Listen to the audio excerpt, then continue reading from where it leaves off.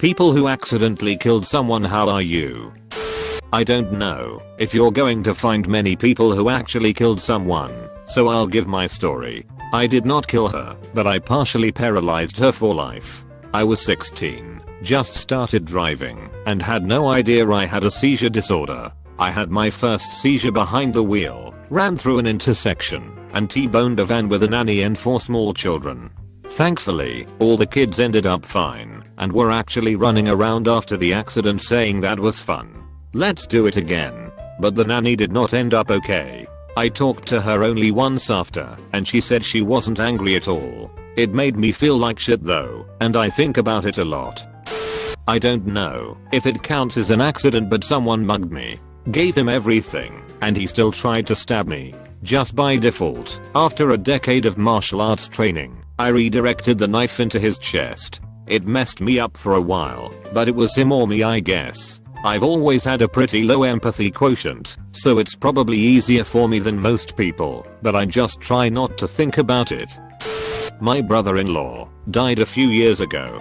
He was a young adult, crossing the street on his skateboard against the light, and was hit by a driver who was already in motion, and had the right of way.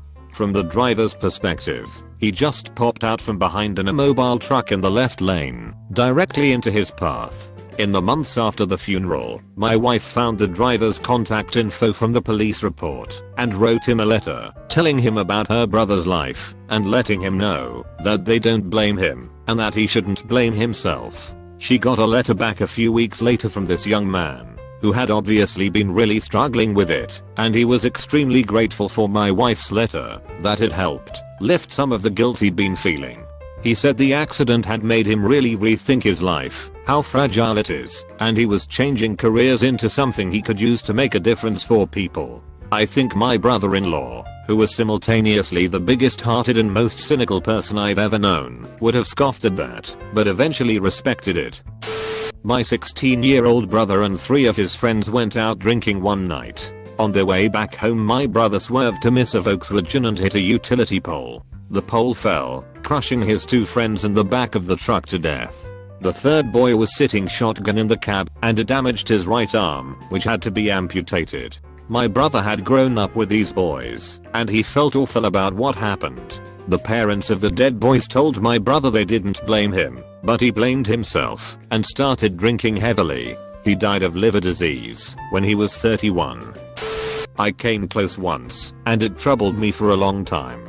My grandfather, who I was adopted by, suffers from PTSD. While he's had faults as a parent, he is one of the people I respect the most. I don't know how familiar you are with PTSD flashbacks, but they can be pretty frightening, and they're hard to predict. One day I came home from school, and he was yelling at my sister, who's 2 years my senior. A 30-year Vietnam veteran yelling is a very scary experience. Especially because he does not yell normally, no matter how upset he gets.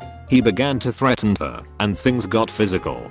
I felt as if I had to step in, and so I did. It was very difficult to remain calm, because things were getting violent and everybody was yelling. My sister was yelling at him for being mad. He was practically growling, and my grandmother and myself were trying to verbally calm him down. Eventually he grabbed my sister by the neck, and I had to step in. I fought him, and it ended with me kicking him just below the sternum, and staggering him. He calmed down, but didn't remember anything. For him, it's like it never happened. The next week he had internal bleeding.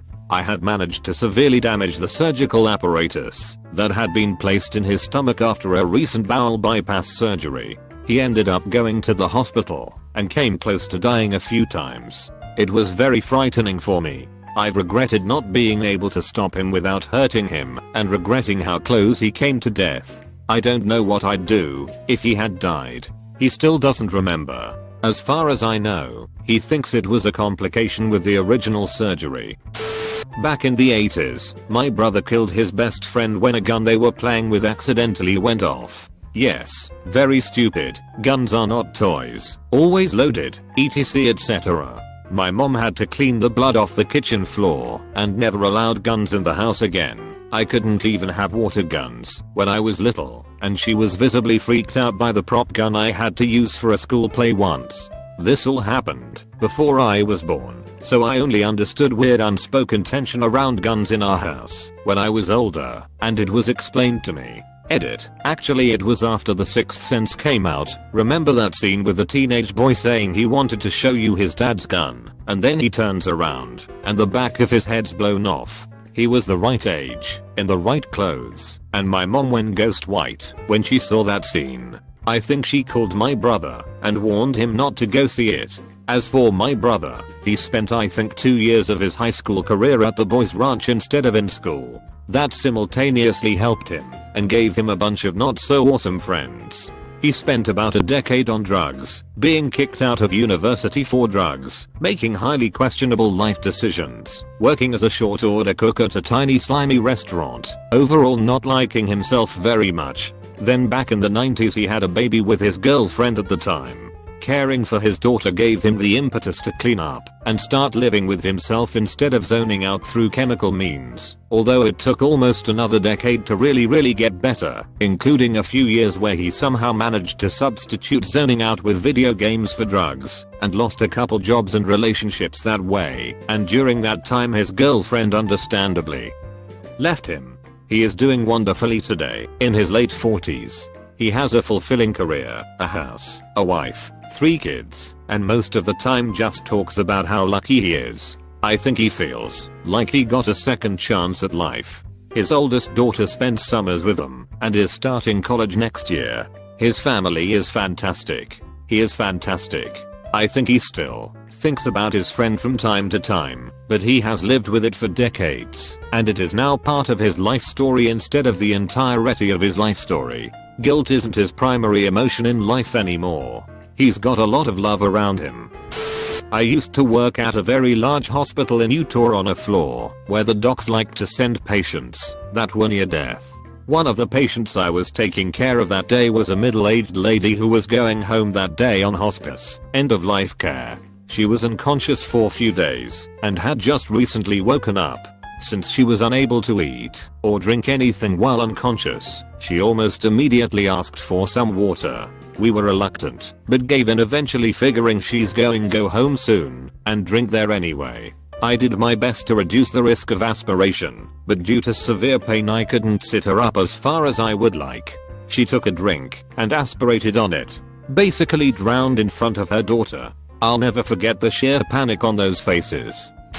I was 10 years old and I was playing in the woods by a lake with my best friend. We were playing with BB guns and were throwing lawn darts around like idiots. I was shooting my BB gun when he was crouching to pick one of the darts up. I was shooting above him, and right at that moment he got up, and the 1 in a million chance occurred that I hit him right in the eye. He stumbled back and plummeted right into the lake. I didn't notice I shot him in the eye and called out for him. Then I noticed blood in the water. He hit his head on the stone ground. I ran towards him as fast as I could. I dragged him out of there.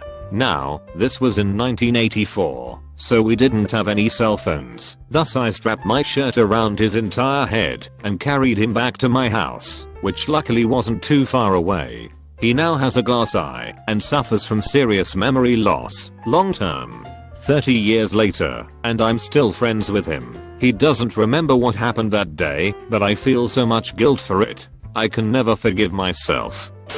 I have killed someone. It wasn't accidental, but it wasn't intentional either.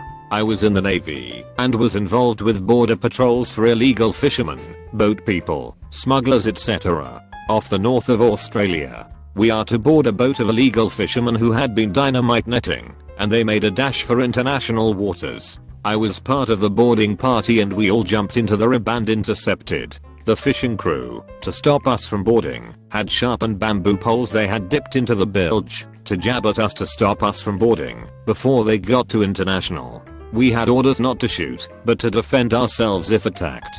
We got in close, and one of the fishermen went to jab the guy next to me, and I swung and hit him with a butt of my shotgun. I intended to knock him down or out but not to kill him, but due to adrenaline, put a lot more force into it than I intended, crushing his skull. We were able to board, and the guy was medevaced, but he died on the flight to Darwin. Emotionally I was fucked up for a long time. They don't tell you this, But killing is so easy that it's scary, and it was the ease of which I did it that bothered me, more so than any guilt I had for taking a life. At the time I didn't feel anything like guilt or pleasure, just shock at how easy it was. Then I felt guilty for not feeling anything. For a long time I thought I was a monster and stayed away. I eventually got help and was diagnosed with PTSD, but even so I don't feel the same and don't like to get too close to people. It definitely had a very negative effect on my life. Almost sort of.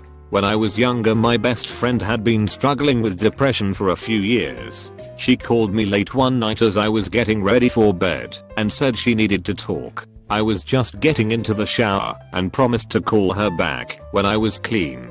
I got into that warm fuzzy post shower, oh my god, my bed is so comfortable bedtime state, and neglected to call. The next day I couldn't get a hold of her and figured she was angry. The day after that I found out she had taken a few bottles of pills that night and they weren't sure if she was going to wake up. I spent the next 2 days in hell. I was in class when I got the call that she woke up, and the first thing she asked for was Emmy. Only time I have ever sobbed out of happiness. I have made a point to make my shoulders as available as possible ever since. She passed away 2 years later.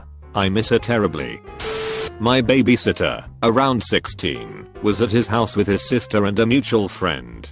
They got drunk and were playing with a shotgun. My babysitter told his sister to shoot him in the face, but don't worry because it wasn't loaded and the safety was on. Neither of those facts were true. His sister shot him in the face and instantly killed him.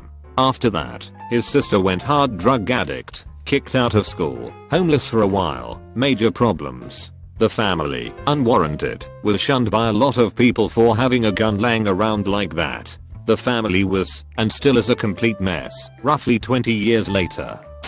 In 2012, I hit and killed a woman while driving drunk. I was 19 at the time. I was not even remotely aware of the extent of the damage until the next day, when my father informed me. So much has happened between then and now it's hardly believable. I spent 13 months in jail for negligent manslaughter. Truth be told, it sucked. Everything about the situation sucks. Not a day goes by that I don't think about her. I tell her I'm sorry daily and talk to her a bit when I can bring myself to do it. I didn't know her before death, but I now know her spirit every day. I have a job and family and do what I have to do to keep the dark from eclipsing my mind. But I'm working through it every day. Please don't drink and drive. This can happen to you. P.S. Thank you, Op, for asking a sincere question like this. There's not nearly enough knowledge of these things in most people's lives unless they've been directly affected. I was with my parents when we accidentally killed a woman who walked across the highway. They found she had drugs in her system from the autopsy, but not necessarily from that day, but she was on a downward spiral and her mother knew it too. She was in her 20s. Overall it just seemed we were the ones she chose to walk in front of to end her life. It was quite a sad story for her, and we were sad for her, and tried to talk to her mother. It's been a year now, but we are fine. I mean, we never knew her after all. Before someone asks, yes, our van was totaled. RIP. I was working in a bar a few summers ago. It was coming close to closing time and everyone was drunk, but no one was belligerent or in need of being cut off. A man came to the bar. I served him his last drink. He left the bar and called his girlfriend. She heard him being hit by the taxi over the phone. He died instantly. I didn't kill him, neither did the taxi driver, but it's hard not to think about things like, would I think about this less if I hadn't been the last one to serve him? Death is strange. So I decided to create an account to tell my story. To start off, many of you may read my story and say it was an accident and I was really young and I didn't really know any better and that I shouldn't hold myself accountable for it. When I was 5 years old I was being babysat by a preschool teacher with my younger brother, just under 2 years old. It was just another morning and my brother really loved grapes. I remember grabbing them out of the fridge and sitting down on the couch. I fed him one, and within seconds he began to choke. Being that young I had no idea what was going on. The babysitter went in shock and immediately called 911. I really had no idea what was going on. Looking back on it, it kills me that the first thing that I did was get my police car, fire truck and display them on the couch. I remember them taking him out of the house on the gurney. I remember them taking off. I remember the people around the neighborhood coming and knocking on the door and the babysitter telling me to stay away from the door. I remember going to her mother's house as she bawled her eyes out and still I thought it was all a game and I was playing with toys. I remember finally going to the hospital and seeing my mother crying like I've never seen her cry before with my father. My father picked me up and asked her how I felt losing my brother. I replied I feel like having an ice cream. I really can't believe, looking back on it now, that I thought that way. But yeah, I was 5. I'm 23 now, almost 24. Around 18 to 19 years old it really began to affect me. My friends are always talking about their brother and sister's graduations, and I can't help but wonder what it would have been like to attend my brother's graduation. What it would have been like to fight with him, give him girlfriend advice, and take him to school. My mother suffers from complete depression and their marriage has been pretty shitty since. My mother went to alcohol and fortunately it has gotten better only recently. I know I was young, but I can't help but hold myself accountable for how everything turned out. So to answer the questions, how am I? I lived my life the best I can knowing I played a role in my brother's death. I never really speak of it, only to my GF, or to only one of my closest friend. I never mention this to my parents. It already kills them to know they lost a child as it is. It hurts to think about it, and often those memories play in my head. I've decided to live my life, to protect the lives of others, and sometimes, I think it's because of my own guilt. I hope this answers your question, Opus.